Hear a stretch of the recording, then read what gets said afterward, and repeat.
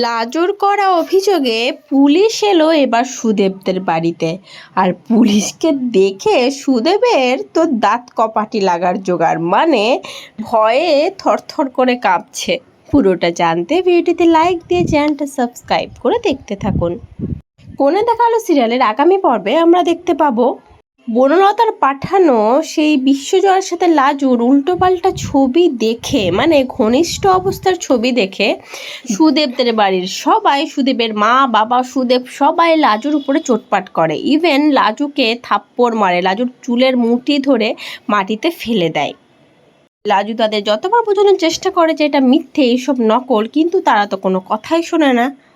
তারা লাজুর নামে উল্টোপাল্টা অভিযোগ দেয় যে লাজু কলকাতায় গিয়ে পড়াশোনার নামে বিজনেস করছে, সেখান থেকেই টাকা এনে তার সমস্ত শখ আহ্লাদ পূরণ করছে। এইসব কথা তো লাজু আর মুখ বুজে সহ্য করবে না, সে সোজা চলে যায় পুলিশের কাছে। পুলিশের কাছে গিয়ে সুদেব যেসব কথা বলে হুমকি দিয়েছে লাজুকে সমস্তটা অভিযোগ করে।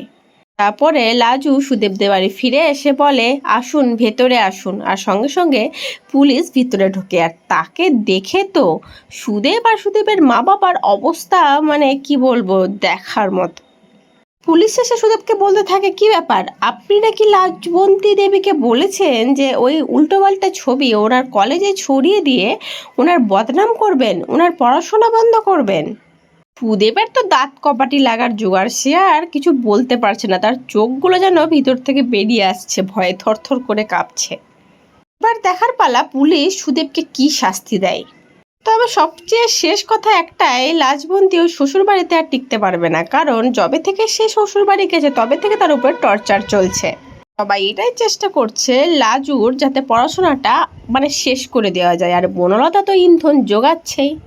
আর বনলতা তো ধনুক ভাঙা পণ করেছে যে লাজুকে সে কখনোই ঠিকভাবে বাঁচতে দেবে না, তার সংসার করতে দেবে না, তাকে পড়াশোনা করতে দেবে না, তাকে ডাক্তারি পড়তে দেবে না, কিচ্ছু না।